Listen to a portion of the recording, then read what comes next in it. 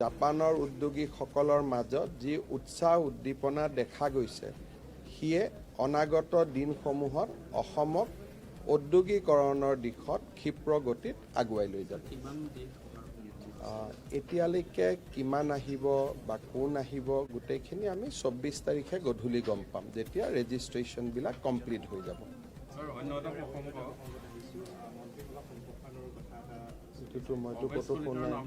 মইতো ক'তোৱে দূৰলৈকে শুনা নাই, মইতো একেবাৰে দূৰলৈকে চালেও শুনা নাই।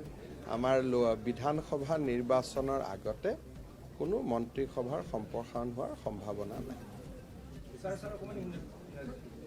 Today, under the initiative of ASEAN Confluence, a huge delegation of Japanese industrial houses as well as intellectuals has come down to Guwahati. During the morning, they have visited IIT Guwahati as well as Tata Semiconductor OSAT facility, and in evening, along with His Excellency Ambassador of Japan, we have addressed the delegation. These are all important occasions before the Advantage Assam 2.0 conclave, and we hope to build up on all these occasions so that Advantage Assam 2.0 summit can translate the vision of a new Assam.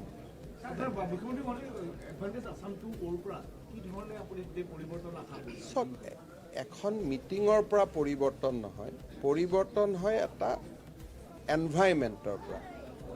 Advantage Assam 2.0ৰ জৰিয়তে আমি এখন শান্তিপ্ৰিয় আন্দোলন বিবৰ্জিত আৰু অসমক বিনিয়োগৰ বাবে উপযোগী প্ৰদেশ হিচাপে দেখুৱাব খুজিছোঁ। যেতিয়া মানুহে আহিব, মানুহে চাব, তেতিয়াই এটা পৰিৱেশ ৰচনা হ'ব। মিটিং এখনে বিনিয়োগ নানে, মিটিংখনে বিনিয়োগৰ বাট প্ৰশস্ত কৰে। গতিকে অসমত আহিব, তেওঁলোক বিভিন্ন স্থানত যাব, অসম গভৰ্ণমেণ্টৰ প্ৰেজেণ্টেশ্যন চাব, ইয়াৰ বিভিন্ন লিডিং ইণ্ডাষ্ট্ৰিয়েল হাউচে যিসকলে আগতীয়াত উদ্যোগ কৰিছে তেওঁলোকৰ অভিজ্ঞতা শুনিব, অসমৰ আইন শৃংখলাৰ নতুন পৰিৱেশৰ বিষয়ে চৰ্চা কৰিব। এডভান্টেজ আছামৰ জৰিয়তে আমি এটা ভৱিষ্যতৰ অসমৰ অৰ্থনৈতিক উন্নয়নৰ পৰিৱেশ এটা ৰচনা কৰিব খুজিছোঁ। এনেকুৱা নহয় যে আপোনালোকে তেওঁলোকক এখন মিটিঙত মাতি দিলে, মিটিংখনৰ পৰা কি হ'ব। মিটিঙে নতুন অসমখন তেওঁলোকক দেখুৱাব। জনসাধাৰণক আহ্বান জনাব এইটোৱে যে আন্দোলন বিবৰ্জিত, পৰিৱেশ এটা ৰক্ষা কৰক, অসম ভাল হৈ গৈ থাকিব। চাওক, অসমৰ ৰাইজক মোৰ ক'বলগীয়া নাই, খালি যিসকলে আন্দোলন কৰে তেওঁলোকক এটাই অনুৰোধ যে আন্দোলন নকৰিব। বাকী অসমৰ জনসাধাৰণ নিজে ইমান মেচিউৰ্ড যে তেওঁলোকক মোৰ উপদেশ দিবলগীয়া একো নাই। বিদেশৰ পৰা মানুহ আহিলে, ভাৰতৰ প্ৰধানমন্ত্ৰী আহিলে কেনেকৈ আদৰণি জনাব লাগে। অসম এখন অতিথিপৰায়ণ ষ্টেট, এইটো অসমৰ DNA-তে আছে।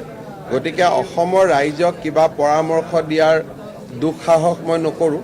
খালি যিসকলে মাজতে অলপ চলপ আন্দোলন কৰি অসমৰ পৰিৱেশটো বিনষ্ট কৰে, মুখ্যমন্ত্ৰী হোৱাৰ প্ৰথম দিনাৰ পৰা এইটো কৈ আছোঁ যে আন্দোলন বিবৰ্জিত অসম এখনে ভাৰতৰ ভিতৰতে এখন ডাঙৰ অৰ্থনৈতিক প্ৰদেশ হিচাপে অসমক লৈ যাব পাৰে।